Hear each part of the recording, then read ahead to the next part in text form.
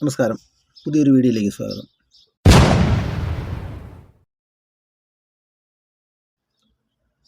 ഞാനിന്ന് പറയാൻ പോകുന്ന വിഷയം നമ്മുടെ ഇളയ ദളപതി വിജയ്. അദ്ദേഹം സിനിമാ ലോകത്ത് ഒരുപാട് പ്രഗത്ഭനായിട്ടുള്ള ഒരു വ്യക്തിയാണ്. പ്രത്യേകിച്ച് ഒരു തമിഴ്നാട് സിനിമാ രംഗത്ത് വളരെയധികം പ്രാധാന്യം നൽകുന്ന ഒരു വ്യക്തിയാണെങ്കിൽ പോലും അദ്ദേഹത്തിന് തമിഴ്നാട്ടിലുള്ളതിനേക്കാൾ കൂടുതൽ കേരളത്തിലും ആരാധകർ ഒരുപാട് ഉള്ള ഒരാളാണ് ഈ പറയുന്ന വിജയ് എന്ന് പറയുന്നത്. അതുമാത്രമല്ല, ഇപ്പോൾ അദ്ദേഹത്തിൻ്റെ സിനിമാ രംഗങ്ങളിൽ നിന്നും മാറ്റി ചിന്തിച്ചുകൊണ്ട് രാഷ്ട്രീയമായിട്ടുള്ള രംഗത്തേക്ക് രംഗപ്രവേശനം ചെയ്തിട്ട് കൂടിയുണ്ട്. നമുക്കെല്ലാവർക്കും അറിയാവുന്ന ഒരു കാര്യമാണത്. ഇപ്പോൾ അദ്ദേഹം ചെയ്തു വന്ന ഒരു സംഭവം എന്ന് പറയുന്നത്, ഒരു ഇഫ്താർ വിരുന്ന് നടത്തി. അതിൻ്റെ പിന്നിലുള്ള കോലാഹലങ്ങളെക്കുറിച്ച് പറയുകയാണെങ്കിൽ ഒരു രക്ഷയുമില്ല. ഒരു ഇഫ്താർ വിരുന്ന് നടത്തുക എന്നത്, പ്രത്യേകിച്ച് ഇപ്പോൾ രാഷ്ട്രീയ പാർട്ടി രൂപീകരിച്ച സ്ഥിതിക്ക് നാനാ ജാതി വിഭാഗങ്ങളിൽ പെട്ടിട്ടുള്ള എല്ലാവരെയും ഒത്തൊരുമിപ്പിച്ച് നിർത്തുക എന്നുള്ളത് അദ്ദേഹത്തിൻ്റെ ഒരു ലക്ഷ്യമായിരിക്കാം. പക്ഷേ അദ്ദേഹത്തിൻ്റെ പിൽക്കാലങ്ങളിലുള്ള ഓരോ പ്രവർത്തനങ്ങളെക്കുറിച്ച് നമ്മൾ ആലോചിക്കുകയാണെങ്കിൽ, എല്ലാ വർഷവും ഇങ്ങനെയൊക്കെ ഓരോ ഇഫ്താർ വിരുന്നുകളും മറ്റും നടത്തുന്നൊരു വ്യക്തിയാണ് ഈ പറയുന്ന വിജയ്. അതിൽ ഒരു മതവർഗീയതയുടെ ഒരു മണം വിതറുന്ന തരത്തിലുള്ള ചില മെസ്സേജുകളും, അതുപോലെ തന്നെ സോഷ്യൽ മീഡിയയിലുള്ള അദ്ദേഹത്തിനെ പൊങ്കാലയിട്ട് ഒരുപാട് പ്രശ്നങ്ങൾ ഉണ്ടാക്കുന്ന ഒരു രൂപത്തിലേക്കാണ് ഇപ്പോൾ നാട് മുഴുവൻ അല്ലെങ്കിൽ സോഷ്യൽ മീഡിയ മുഴുവൻ കാണാൻ സാധിക്കുന്നത്. വളരെ വിഷമം തോന്നി ആ ഒരു ഇത് കണ്ടപ്പോൾ. സത്യത്തിൽ അദ്ദേഹം ഇസ്ലാം മതം സ്വീകരിച്ചു, അദ്ദേഹം ഇസ്ലാമായി എന്ന് പറയുന്ന രൂപത്തിലുള്ള ഒരുപാട് കമൻറ്റുകൾ, ഇതിനെ കുറ്റം പറയുന്ന ഒരുപാട് വീഡിയോസുകളൊക്കെ പുറത്തു വന്നു. തികച്ചും അദ്ദേഹം അങ്ങനത്തെ ഒരു വ്യക്തിയല്ല എന്നത് ഏതൊരു മതവിഭാഗത്തിൽപ്പെട്ടവരായാൽ പോലും, ഒരു കമ്പനി നടത്തുന്ന ആൾക്കാരായാൽ പോലും, അല്ലെങ്കിൽ ഒരു പൊതു പ്രസ്ഥാനത്തിൽ നിൽക്കുന്ന എല്ലാവരും ഈ ഇഫ്താർ വിരുന്നുകളിലും അതുപോലെ തന്നെ മറ്റുള്ള മതവിഭാഗങ്ങളിൽപ്പെട്ടിട്ടുള്ള ഓരോ കാര്യങ്ങളിലും നമ്മൾ എല്ലാ ജാതി വിഭാഗക്കാരും ഇടപെടാറുണ്ട്. ഇതിനെ അങ്ങനെ കണക്കൂട്ടിയാൽ മതി. അല്ലാതെ അദ്ദേഹം മുസ്ലിം ആവുകയോ അദ്ദേഹം ഇസ്ലാം മതം സ്വീകരിക്കുകയോ ഒന്നും ചെയ്തിട്ടില്ല. ആ വേദിയിലേക്ക് വരുന്ന ആ രംഗമൊന്നും നിങ്ങൾ ശ്രദ്ധിച്ചു നോക്കി. நம்மளுடைய உணர்வை புரிஞ்சுதான் வந்திருக்காங்க. தயவு செஞ்சு யாரும் எந்திரிச்சு வர வேண்டாம், அவங்கவுங்க இடத்துல உட்காருங்க. யாரும் எந்திரிச்சு வர வேண்டாம், அவங்கவுங்க இடத்துல உட்காருங்க. பேரிகேட்ஸ் தயவு செஞ்சு உட்காருங்க. சீட் உட்காருங்க.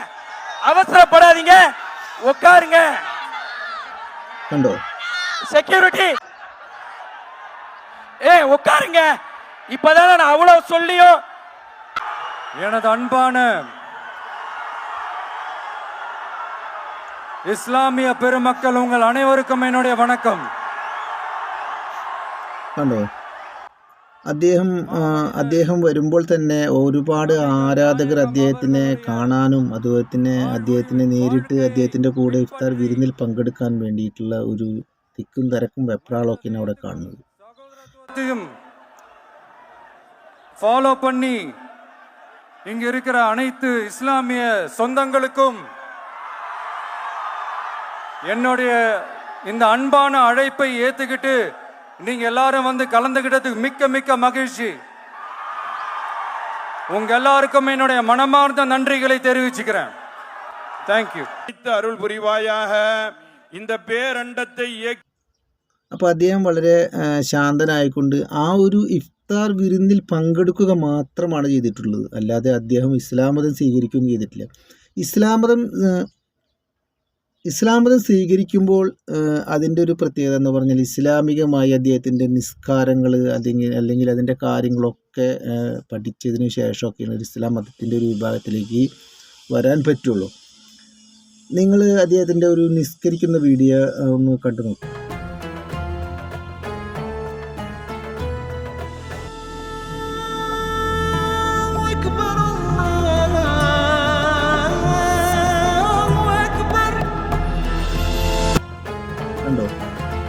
സത്യം പറഞ്ഞാൽ അദ്ദേഹത്തിന് ഇപ്പോൾ ഇതിൽ ഇസ്ലാം മതവിശ്വാസികളായിട്ടുള്ള ആൾക്കാർക്ക് പ്രത്യേകിച്ച് മനസ്സിലാകും. സത്യത്തിൽ അദ്ദേഹം അതിന് ഒരു മത വിഭാഗത്തിൽപ്പെട്ട ഒരു പ്രാർത്ഥന നടക്കുമ്പോൾ അതിൽ ഉൾക്കൊണ്ട് നിൽക്കുക മാത്രമാണ് അദ്ദേഹം ചെയ്തിട്ടുള്ളൂ. സത്യത്തിൽ മുസ്ലിംസിൻ്റെ വിഭാഗക്കാർക്ക് പ്രത്യേകിച്ച് പറഞ്ഞാൽ മനസ്സിലാകും. കാരണം നിസ്കാരത്തിനെ കുറിച്ച് അറിയുന്ന ആൾക്കാർക്ക് മനസ്സിലാകും. സുജൂദിൽ പോയതിന് ശേഷം എഴുന്നേറ്റ് അദ്ദേഹം മുട്ടുംകാലിൽ എഴുന്നേറ്റ് ഇങ്ങനെ കുറച്ചു നേരം നിൽക്കുന്നുണ്ട്.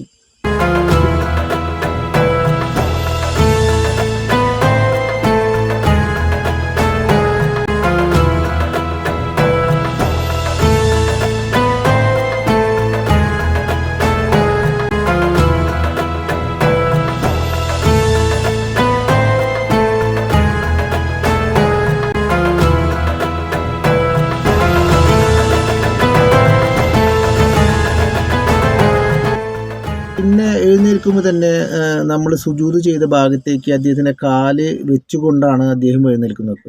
സത്യത്തിൽ നിസ്കാരത്തിൻ്റെ കാര്യങ്ങളൊന്നും അങ്ങനെയൊന്നുമല്ല. നിസ്കാരം എന്ന് പറയുന്നത് വേറൊരു രീതിയിലാണ് നിസ്കരിച്ചു വേണ്ടത്. എങ്കിലും അദ്ദേഹം ആ ഒരു മതത്തിൻ്റെ വിശ്വാസത്തോട് അല്ലെങ്കിൽ ആ മതത്തിനോടുള്ള ഒരു സമീപനം, അദ്ദേഹത്തിൻ്റെ ഒരു നല്ല സമീപനം എന്നുള്ള രീതിയിൽ മാത്രമാണ് അതിൽ ഉൾക്കൊള്ളുക. എനിക്കങ്ങനെ മതമോ അല്ലെങ്കിൽ അങ്ങനെയുള്ള പ്രശ്നങ്ങളൊന്നുമില്ല, ഞാൻ എല്ലാവരോടും സഹകരിക്കുന്ന ഒരാളാണ് എന്നുള്ള രീതിയിൽ മാത്രമാണ് അദ്ദേഹം ആ ഒരു സംഭവം ചെയ്തിട്ടുള്ളത്. അപ്പോൾ നമ്മൾ ഇതിന് ഇപ്പോൾ പ്രത്യേകിച്ച് ഇദ്ദേഹം മുൻകാലങ്ങളിലൊക്കെ ഇത്തരത്തിലുള്ള ഇഫ്താർ വിരുന്നുകളിലൊക്കെ പങ്കെടുത്തിരുന്ന ഒരാളായിരുന്നു. പക്ഷേ അന്ന് അദ്ദേഹത്തിന് ഇത്രയും പ്രശ്നങ്ങളൊന്നും ഉണ്ടായിരുന്നില്ല. ഇപ്പോൾ അദ്ദേഹം ഒരു രാഷ്ട്രീയ പാർട്ടി രൂപീകരിച്ച സ്ഥിതിക്ക് അതിനെ മതവൽക്കരിച്ച് വർഗീയത തള്ളിക്കയറ്റി അതിനെ വേറൊരു തരത്തിലാക്കുന്നൊരു സ്വഭാവ രീതിയിലേക്കാണ് പോകുന്നത്. സത്യത്തിൽ നമ്മൾ അങ്ങനെയൊന്നും ചിന്തിക്കേണ്ട ഒരു ആവശ്യമില്ല. അദ്ദേഹം നല്ലൊരു വ്യക്തിപരമായിട്ട് ഇപ്പോൾ നമുക്ക് അടുപ്പമൊന്നുമില്ലെങ്കിലും നമ്മൾ അദ്ദേഹത്തിൻ്റെ ഒരു ചരിത്രം പരിശോധിക്കുമ്പോൾ വളരെ നല്ല ഒരു മനുഷ്യൻ എന്നുള്ള രീതിയിലാണ് നമ്മൾ കണ്ടത്. രാഷ്ട്രീയപരമായി അദ്ദേഹം വരുന്ന ഘട്ടങ്ങളിൽ മറ്റു പല രാഷ്ട്രീയക്കാർക്കെല്ലാം ഒരുപാട് വിഷമങ്ങളും പ്രശ്നങ്ങളും അല്ലെങ്കിൽ അസൂയൊക്കെ ഉണ്ടാവാം. എന്നിരുന്നാലും അത് ഓരോരുത്തർ വരട്ടെ. ഓരോ രാഷ്ട്രീയക്കാരായാലും എല്ലാ കാര്യത്തിലും ഓരോരുത്തർ പിൻതലമുറക്കാരായിട്ടുള്ള ആൾക്കാർ പൊങ്ങി വരുമ്പോഴാണ് അതിൻ്റെ വ്യത്യാസങ്ങളും കാര്യങ്ങളൊക്കെ നമുക്ക് അനുഭവിക്കാൻ പറ്റുള്ളൂ. അപ്പോൾ അദ്ദേഹം നല്ലൊരു രാഷ്ട്രീയ പ്രവർത്തനത്തിൽ ഇറങ്ങിയിരുന്നെങ്കിൽ അല്ലെങ്കിൽ നല്ലൊരു രാഷ്ട്രീയ പ്രവർത്തനത്തിലാണ് അദ്ദേഹം വരുന്നതെങ്കിൽ അദ്ദേഹം നല്ല പ്രവർത്തനം കാഴ്ചവെച്ചാൽ അദ്ദേഹത്തിൻ്റെ കൂടെ ആൾക്കാരുണ്ടാവും.